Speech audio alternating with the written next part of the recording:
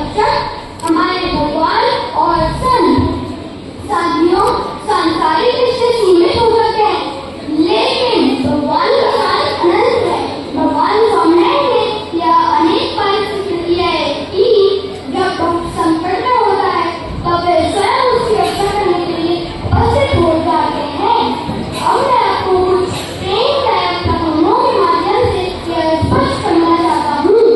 पहला कथन, मुक्ति सेवा की काफी रक्षा। मुक्ति सेवा जो आगे चलकर गुलाटीनंद स्वामी बने, बचपन से ही वे भगवान स्वामिनारायण के परम प्रिय थे। एक बार मंदिर में दर्शन करते वक्त उनकी आंखें बंद थी और वे भगवान में लीन थे। उसी समय एक जहरीला सांप उन्हें पड़ गया। सभी लोग घबरा गए, लेकिन मूर्ति ने वहां बिल्कुल शांत रहे। अंत में सांप बिना नुकसानी के चला गया। यह भगवान की अदृश्य सुरक्षा थी। उन्होंने अपने भक्त को बचा लिया। यह दर्शाता है कि जब हमारी दृष्टि संसार से हटकर भगवान पर केंद्रित हो जाती है, तब प्रकृति भी हमारा हित नहीं कर सकती। दूसरा प्रसंग, भगवती को